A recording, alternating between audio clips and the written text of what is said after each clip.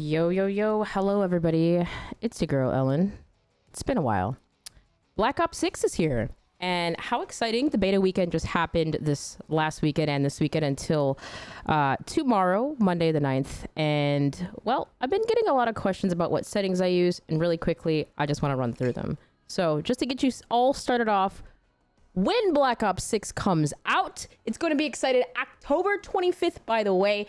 We'll just get you set up with some of these settings. And yeah, let's just jump right into it. Because I know I want to play just as much as you all right now. So I am a controller player. So keyboard and mouse. Talk to Breadman, talk to Huskers. Look up your favorite mouse and keyboard player. So we're going to go over controller settings. But I will say this. Tactical sprint assist, if you're a mouse and keyboard player, put that on too. Okay? Enough of that. Controller. So I play tactical flip. I myself use a PS4 controller, so I like to shoot with R1, L1. It's something that's typical, has been standard since I personally have been on PlayStation 3 days, shooting with the top two buttons, L1, R1. That's why I play on flipped. Default, sensitivity 7.7 for this game, 6.677 is kind of where I lie. I mess with this a lot when it comes to sensitivities and settings, I'm not gonna lie, but this feels pretty comfortable. I typically kind of follow standard pros when it comes to like CDL settings with that. So you see swap L1, R1, L2, R2, controller vibration. I recommend turning that off if you don't have it off already, but you know what? This is preference because I know some players that do have it on. But I play with it off. Dead zones and inputs. Now this is tricky. Typically when it comes to stick dead zone, all right, this is just like your stick drift when it comes to the pressure and the amount of push, let's say, that you put on your analog sticks. So with this, a good starting point that I would say left trigger, right trigger, make sure for sure that's down to 0. But this is really depending on your controller, these settings here. The left stick and the right stick, min and max, typically 0 is where you want to start. And you kind of just turn that on and test your stick dead zone. And you see those numbers on the bottom right-hand side. You basically want that to go back to where it needs to say 0. So for me, for this controller, 4 was a pretty good spot, which is actually kind of surprising because normally it's like 2, 3, maybe 2 or 0, actually between 0 and 2, actually, I'd say. But for this controller specifically, 4 was a good spot. Just with that, see, it goes back to 0. This was the closest number for it to go back to 0. When you push the analog 6 right, left, down, you want that to center itself for stick drift. So left stick max 70 seemed to be the number, but typically pros start from like 65. So, you know, you could even test that. You know what, actually, maybe this might, yeah, see, you could see those numbers kind of moving. So when it comes to dead zones, this really is just the best pressure sensitivity value that you want to put on to prevent stick drifting. This is literally depending on what controller that you use. So play with it, test it. You know, maybe check out some of your favorite pro players, you know, or content creators if they talk about this, but just look up dead zones, stick drift for more information. There's other people that do get in more in depth with it. I will say that sometimes this stuff confuses me. It actually drives me nuts sometimes, but 475, that's what is best for my controller. But whether it's 0 to 2 for the left stick, 65 to start off with this for the min, and the right stick, usually 5 is like the highest, but I've seen like 2, 3 here. For this controller specifically, 5 is the best for mine. So test it. You at least have a meter here now. Thank goodness this was added in. But dead zone is really just for those stick drift solutions. Moving on to aiming. Really nothing here that I mess with. I'm trying to think. Advanced aiming. Oh yeah. So sensitivity multiplier. I don't really do anything in there. But the look conversion, nah, don't mess with that. So now advanced. aim response curve type, I do play on dynamic. And then the slope scale, make sure that's on 1. I think at one point it was on like 1.10. You want to make sure that's on 1. And then this is all, again, the custom sensitivity per zoom. This is all preference. I don't mess with this. I just keep it off. For what I have, you know, if you get really in depth, you can go ahead and adjust that there. Target aim assist, keep that on. Motion sensor behavior, I do have that off. And then, yeah, nothing really there do I mess with. So this is probably the most important one here under movement. Now the sprint assist, tactical sprint assist, you want to make sure you go into these settings, turn that down to 2. 0 apparently is in fact bugged out. With 0 being bugged out, you guys know sometimes in the game, you know, certain settings may not work. I did kind of test this setting out a little bit. It seemed to seem a little bit slower when it was set to 0, but again, maybe when the game comes out on the 25th in October, maybe this will be fixed. Put it down to 0, test it out. But for the beta weekend, 2 seemed to work. So sprint assist sideways on, backwards on. Mantle assist, I do in fact have that off. You can turn it on, low mantle assist if you want to. It activates sprinting towards low obstacles, but again, I have that off. Sometimes that mantle assist, crouch assist messes me up personally, but you can actually even turn this on to tactical sprint only if you do want the crouch assist. But again, to have a little bit more control over your tactical sprint, I would have that off. And we'll kind of talk a little bit more about that too in a bit. But automatic airborne mantle off. Slide dive behavior, have that on hybrid. Because hybrid actually, and you know, in the past, if you played tap to slide or tap to dive, or even slide only, that's actually what I previously played on. I didn't really, at least when it came to multiplayer, I didn't really care to have the dive mechanism on, but hybrid for omni movement is a lot better. So you basically tap only to slide, and then while you're holding your sprint button, you will dive. There's a lot of, let's say, movement actions that you can do, like sliding into prone, sliding into dive. It just, hybrid is a lot better for this game, so I definitely recommend that. Advanced movement settings in here. Tactical sprint behavior toggle, auto move forward off, ground and mental on, and then I use single tap sprint.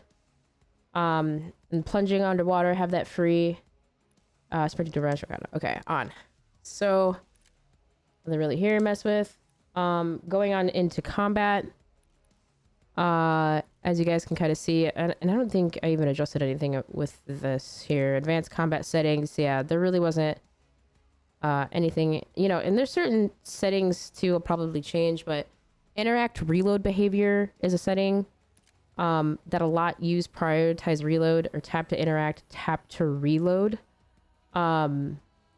Which prior to interact is what I use for Warzone. But for my multiplayer, I like to use prioritize reload. I actually was using only prioritize interact. But I switched to prioritize reload. So you tap to reload, tap to interact. But basically it's just like when both are simultaneously available, which ones it will prioritize. So yeah, reload. And then that's really nothing else in this category. Oh, score streaks reordering. You could turn this, I think default was numerical order. This was an interesting setting, but I want my score streaks in earned order. So I switched that to earned.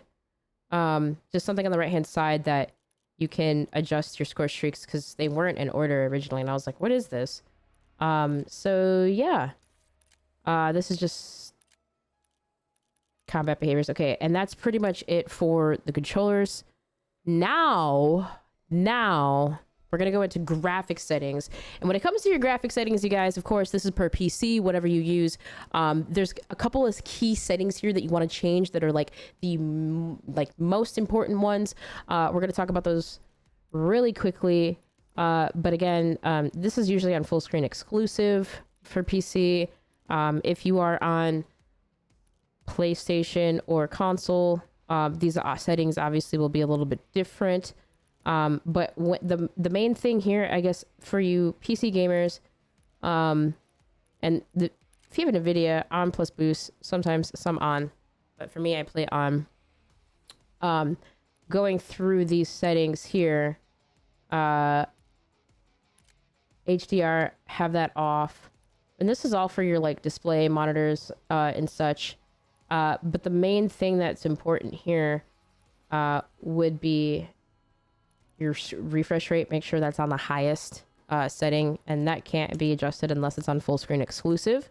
So you see there's different FPSs. Make sure that's on the highest one available for your monitor and go about your day. I don't want to mess with that now because knowing my luck, it'll mess up this video. So moving on into quality. This is another really important setting for your graphics settings and presets. Dynamic resolution, I have that off. But the thing for fidelity cast, the upscaling and sharpening, you do want, in fact, this set to fidelity cast. And when you show more, you want that strength to be at 100 if you want your game looking clear, looking clean. Scale target, I think I just keep that on 80, but variable rate shooting off. And yeah, that's the main thing for your game to look clean. And then moving on further down, for like textures and resolutions, I usually have those all set to like low. So we can just kind of go through these. Depth of field off, low. Bullet impacts and persistent effects, I have those off. Shader quality low. And this setting, on-demand texture streaming, in the past you could turn off, but you cannot. There's a setting for optimized. And I usually keep that on optimized, and this cache size all the way up. It did actually go down. But this setting is the one that you can't actually turn off. So I want all the cache to go to the game. So yeah, get all that enhanced gaming experience. I'll just set it up. Actually, I think 32 might be the only highest it can go to. Actually, can I go high? I thought I could. I had that set before. Local texture streaming quality low. This is all shader, shadow quality low, off. Screen space reflections high. Have that on low. And moving on, tessellation off, low, off. So yeah, when it comes to like water quality or just any effects on the GPU or RAM, I try to just have all this off. And a lot too, again, a lot of my settings too, I like to follow pro players. So a lot of these things I'll look at too to just make sure I'm on, good. But when it comes to PC users, when it comes to any type of graphics, always using the lowest settings, and whatever will allow maximum performance, when it comes to utilizing, you can see on the bottom right hand side, the VRAM usage, like just having as much as possible to use, and letting your game perform. Not having so much stress on it. Okay, quality view. This is kind of like where the motion blur is. And if you guys don't know what motion blur is, which I'm sure most of you do, it can kind of make your game look a little bit blurry. You want to turn that off. Field of view. Now, this for multi, I'll play on 100, but for Warzone, 120. We're talking about Black Ops 6 beta. So for this, yeah, 100, between 100, 103, maybe 105. Some play on 110. It's really up to you, preference. Me personally, I like to play on 100. Field of view, affected, weapon field of view. Now this, actually I had set to wide, in the previous COD. Actually, I don't even think I had changed this in this one, but, wide, it's pretty good. Default, some will use world motion blur, weapon motion blur. Make sure you turn that off. If you don't, your game kind of looks a little bit blurry. And if you do, like me, sometimes get motion sickness, that's a good setting to turn off, because again, it in fact does make the game look a little bit blurry, as well as this setting, first person camera movement. You want to make sure that's set to 50%. That'll kind of take some of the shaking movements, camera jittering off the screen. And again, if you have motion sickness like me, That'll help out with that. And inverted flashbang, I like to have that on. Instead of it being a bright white flash effect, turning it on will have it where it's like a low light black effect. So if you are sensitive to light, this setting really does help out on your eyes, and you don't have to deal with so much pressure there. Audio settings, pretty straightforward. I usually turn the gameplay down. I have actually a little bit loud right now, much louder right now than usual, just because I don't know about you guys, but I mess with this menu screen music, okay? Black Ops 6 literally has like you just right in the fire, bring it. You fire, whatever. It's just awesome, all right? You guys, you gotta vibe with the menu screen in Black Ops 6 this game. But typically, you know, make sure you have the effects volume. You want to hear your plants and stuff, diffuses, etc. But the gameplay music volume, I'll usually have that turned down. Set to headphones, and all this is just catered to your audio settings, but you definitely hit marker preset. There's default. You can even switch this to classic if you want like a classic Modern Warfare hit marker sound effect. But who wants that? We want the default. Voice chat, typically, again, this is all catered to what you want to set. I like to turn it off, proximity chat off, if we are wanting to make things G-rated. But you know what? If we want to have a late night where we're just, you know, we're feeling it, we'll definitely turn that on and have some fun in game here in the proximity chat. So audio settings, pretty straightforward, everybody. Let's move on to the interface, because this is actually pretty cool. When it comes to interface, I turn off gameplay tips, tutorials off, like turn all this stuff off. We know how to play COD, tooltips off. But if you are new to the game and you want to see all the cool stuff, even when the game starts up, you know, I skip the introduction movie because we've seen it all before. we know. But this is just cool to have gameplay tips. If you are new, you know, DMZ or Warzone for the first time, you get those cool tooltips too as well. Telemetry, this is just if you want to see the stuff in game. Up top, like your FPS, server latency, packet loss, etc. You can go ahead and adjust that here, make it custom.